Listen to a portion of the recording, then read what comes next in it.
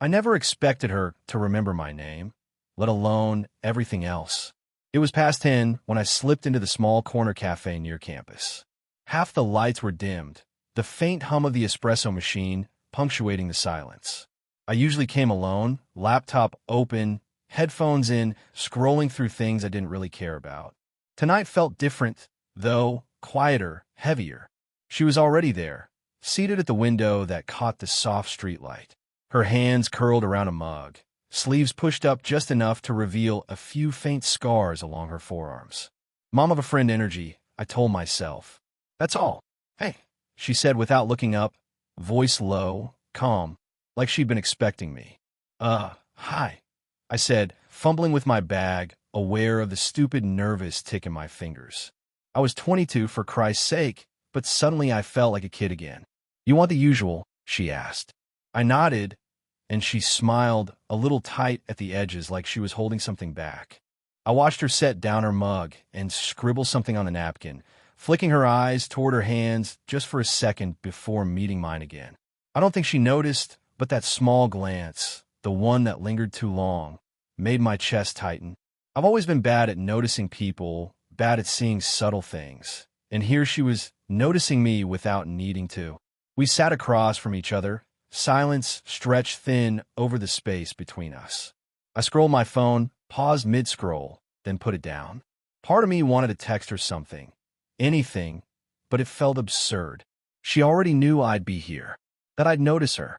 Long day, she asked finally, eyes flicking toward the street outside. Yeah, I said. I wasn't lying exactly, just not telling her everything. She laughed softly, a quiet, almost private sound, and I realized she remembered my order from the last time, how I liked my coffee strong but not bitter, how I preferred my tea with a hint of honey. Small things. Nothing anyone else would notice, but me. I noticed. For a moment, the hum of the cafe, the quiet clatter of cups, the faint smell of cinnamon from the pastries, all of it folded into this weird, intimate bubble I didn't know how to name. I felt awkward, exposed, and somehow seen all at once. I almost forgot, she said, pulling a thermos from her bag and tapping it lightly on the table. Thought you might need this. It's still warm. Her hands lingered over it for a second before letting go, and I caught the tiniest tremor in her fingers. I thanked her, voice low, almost swallowed by the cafe's quiet. And then she left, suddenly, slipping out the door as if she'd never been there, leaving me staring at the empty seat, thermos in hand, wondering why my pulse felt like it had doubled in the span of 30 seconds. I stared at my phone. No message, no warning, just a receipt for my coffee and a scribbled note on the napkin. See you tomorrow. I didn't know whether to laugh, reply, or fold the napkin neatly and pretend I hadn't noticed the way her eyes had held mine. So I sat there, thermos warming my hands, heart somewhere between hope and disbelief, thinking maybe, just maybe, things were about to change. I saw her again the next afternoon, not at the cafe, but in the quiet of her living room. She'd asked me to help with a box of books she'd promised to donate. Nothing dramatic, just a practical favor. I told myself that's all it was. A small gesture, nothing that would register to anyone else, but it felt like an invitation into a private world. You always liked reading. I asked, careful, tentative. She smiled, not at me, but somewhere in the past. Yeah, not that anyone else really cared. Books were easier company than people. She looked at me then, and for a fraction of a second, it felt like the room shrank to just the two of us. I felt my chest tighten. I wanted to say something clever, something that would make her laugh and let me cross that invisible line we weren't supposed to cross. But instead, I just offered, I understand that. And it was true. I did. I spent half my life paused between words and screens, watching life happen in tiny increments, wondering why I felt invisible sometimes. There was a pause, a quiet hum from the radiator, a sigh I thought might be hers, or mine, or both. Then she shifted, brushing a strand of hair behind her ear, and asked, You ever feel like people notice you only when you do something wrong? I swallowed. Yeah, I said, more than I'd like. My fingers brushed the edge of a book as I set it down. The contact was accidental, but the warmth lingered longer than it should have. She laughed softly, almost embarrassed. Good. I'm glad I'm not alone in that. We worked in silence for a while after that, the air thick with words neither of us could, or would, say. When I reached for another box, her hand hovered briefly near mine. Not touching, just close enough that the small gap made the space between us electric. My heart jumped, but I kept moving, kept folding the books, pretending the awareness wasn't there. Before I left, she leaned back on the sofa, eyes catching mine with a quiet insistence. "Thanks," she said, voice low, but the way she said it carried a weight I wasn't ready to unpack. Then she added, almost as an afterthought, "And don't let my daughter catch you falling asleep in her room again." I smiled, a little embarrassed, a little thrilled. The joke was thin, the line we weren't supposed to cross glaringly obvious, but the glance she gave me was softer than anything I expected. I walked home thinking about the warmth in her eyes, the tremor in her fingers, and the faint scent of her perfume that lingered on the books. I don't know why that moment stayed with me. Maybe because it felt like someone finally saw me. It was raining that evening. I didn't plan to go by her place, but I got off the bus early, thinking maybe she'd be home. She was sitting by the window with the curtain half drawn, a blanket over her knees, and a mug in her hands. Steam rose, blurred in the streetlight shadows. I hesitated at the door, feeling the chill and the weight of everything. She looked up, and for a second, her expression softened. Then something flickered, caution, maybe guilt. "Hey," I said, voice low. "Hey," she replied, eyes moving away too quickly. I stepped inside. She poured me some tea, hands trembling slightly as she set the cup down in front of me. "Careful," she murmured, almost distracted. I wanted to ask if she'd been thinking about yesterday, the way her fingers brushed mine while stacking books. But the words wouldn't come. Instead, I just nodded at the cup, picked it up, and took a sip. The warmth spread through me, but it wasn't comfort. Not really. We sat across from each other in silence, watching raindrops streak the glass. I noticed the way her shoulders tensed when the wind rattled the window, the small tremor of her hand when she set down her cup, the way her eyes lingered on mine, then darted away. I thought about moving closer, leaning in, letting everything hang in the space between us. But something stopped me. Maybe it was the memory of her daughter's laugh at a party, or the way people might see. Or maybe it was her own hesitation, sharp in the curve of her jaw, in the tight line of her lips. "Do you want to sit?" I asked, too quietly, unsure if I meant it or if I was just filling space. She shook her head, a small, almost imperceptible movement. "No, I don't think I should." The words hit harder than I expected. I wanted to argue, to insist, to touch her hand just once, to see if it sparked something irreversible. But I didn't. I stayed seated, feeling the quiet swell of desire and restraint swirl around me. Outside, the neighbor's dog barked. She flinched slightly. I reached for my mug again, pretending to drink, feeling the pulse of my own heartbeat in my fingertips. The tension built in fragments, a pause too long, a glance too sharp, a breath caught and let go. The air between us was charged, and yet nothing moved. Then she stood to move to the window, the rain catching in her hair. I followed, silently. Our reflections met in the glass. For one breath, one heartbeat, I thought we'd reach out. Fingers hovering, eyes locking, mouths parting for something we both feared to name. The storm outside made everything seem urgent, intimate. But the world intruded. A car honking, a neighbor's light flicking on. The moment broke. She turned back to me, hands clasped in front of her, a tiny, almost imperceptible smile that was equal parts apology and invitation. I swallowed, aware of how close we had come. Close enough to feel it in the chest, close enough that I could still feel the ghost of her warmth. I left that night with my coat dripping, heart racing, thinking about the space we didn't cross, and the one that hung there, waiting, fragile, electric, and unnamed. It was one of those evenings that felt too heavy for words. We were walking along the river path behind her apartment, the lights reflecting in the water, steady and soft.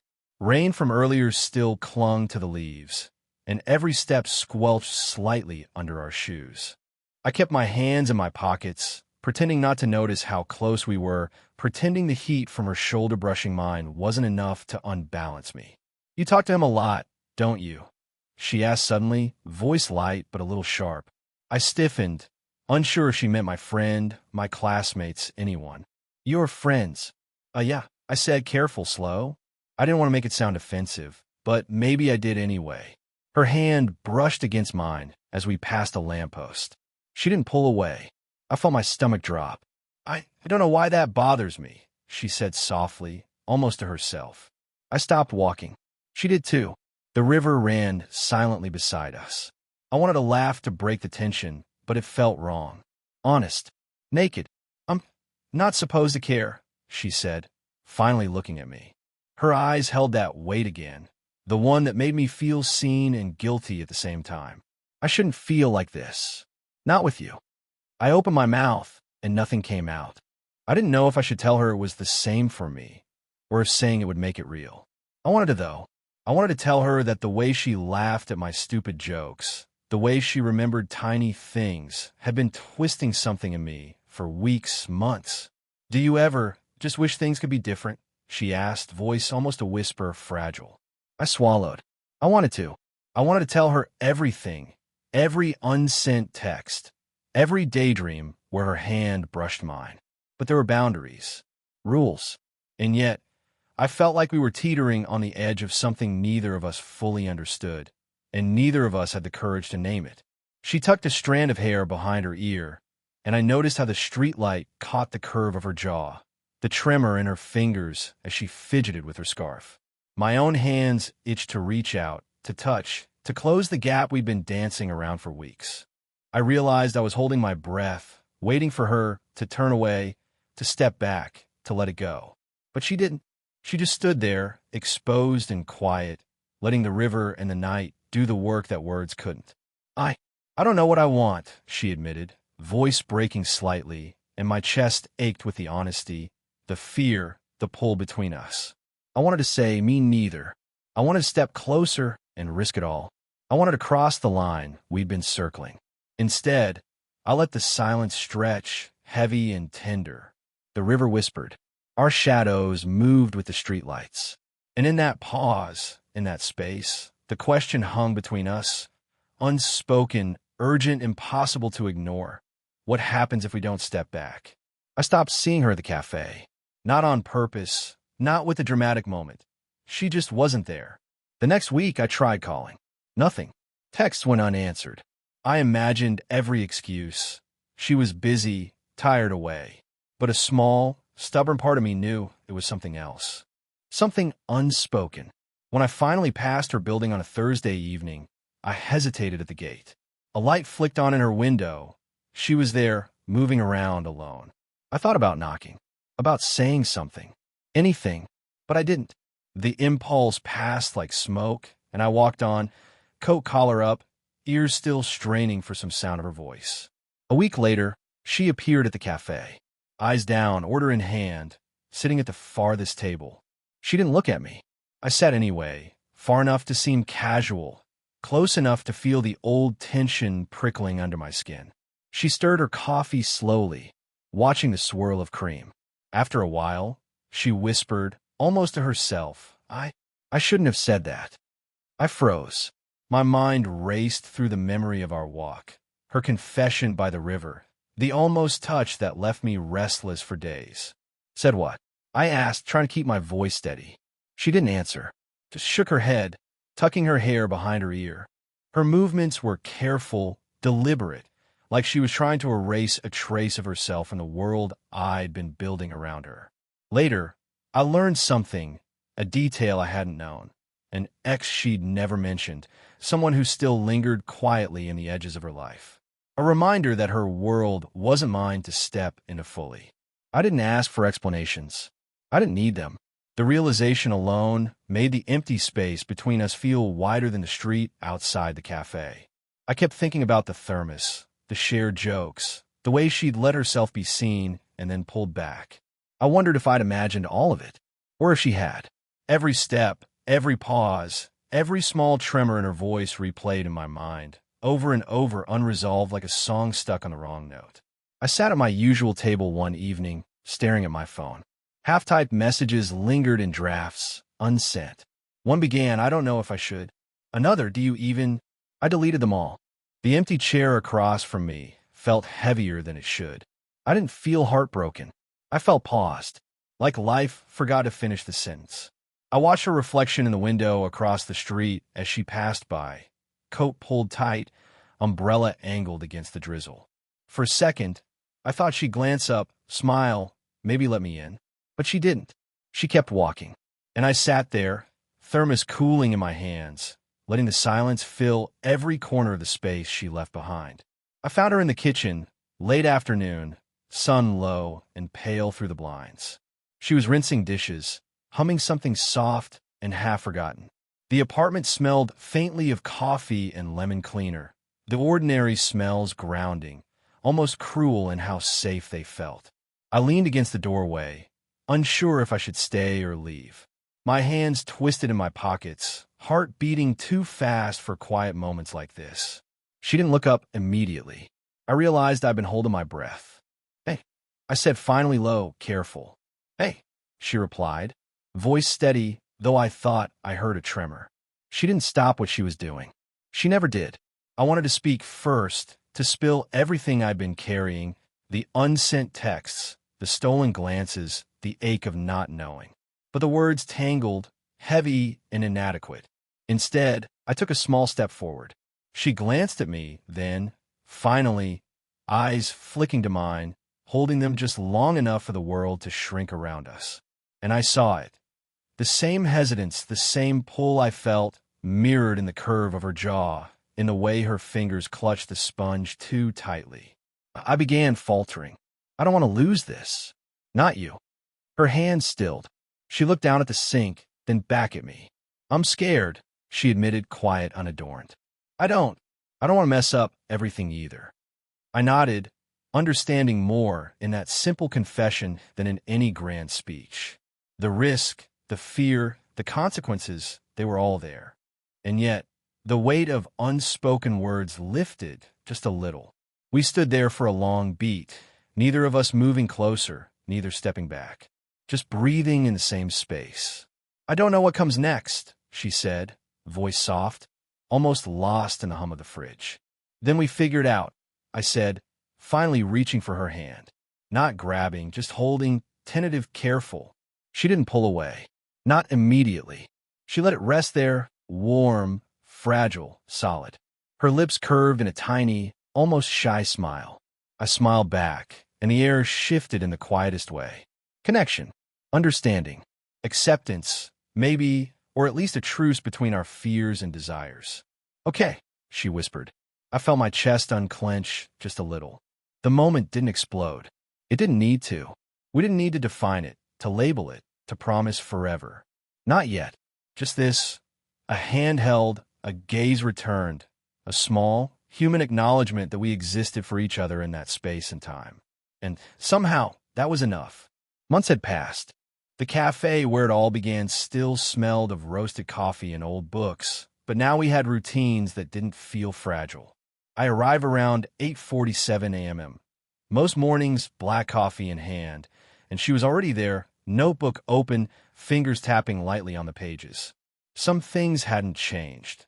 The small, quiet way she noticed me, the half glances, the little jokes that only made sense to the two of us. Other things had. The tension, the uncertainty, the moments where I wasn't sure if she'd pull back, had settled into something warmer, softer. We walked together along the river sometimes, bench by bench, letting the world slide by without needing words. She didn't flinch when my hand brushed hers. It didn't pause, second-guess, or imagine everything that could go wrong. Those days of hesitant glances and interrupted confessions had left a trace, a quiet gravity that made every touch feel real and grounded. One afternoon, she handed me a thermos, just like she had months ago. "Thought you might need this," she said, the same teasing lilt in her voice. I smiled, taking it from her, watching her hands linger just slightly too long over mine, the gesture heavier than it appeared. It was ordinary, but ordinary had become extraordinary. We argued sometimes about small things, trivialities, but even in those moments, the connection felt earned, not assumed. I'd catch her watching me across the cafe or notice the way she left a note tucked into my bag, and I'd realize this wasn't magic. This was life, imperfect and slow, and somehow it was enough. She laughed one evening over spilled tea, and I noticed a faint scar on her wrist catch the light. I remembered the first time I'd seen it, how I tried not to stare, how it had made me feel closer to her without a word exchanged. Now, it was just part of her, like every small gesture, every pause and glance we shared. We didn't need grand gestures or declarations. There were no cinematic, movie-ready confessions. Just a hand held over a stack of dishes, a quiet bench at the river, and the soft hum of a city that had learned to exist around us. I sipped my coffee one morning, watching her across the table. She caught my gaze, a subtle smile that carried decades of life, mistakes, love, and patience. I realized I didn't need to say anything. She already understood. And maybe that was the point, that the story didn't need an ending. The story was now. A shared glance at 8:47 a.m. A thermos passed across a table, a hand brushing mine on a rainy afternoon. Ordinary, honest, real. I folded my napkin the same way I always did and thought, some things are quiet, some things are fleeting, and some things, the ones that stay, don't need fireworks to matter. And in that ordinary, steady heartbeat of our mornings, I knew we had it.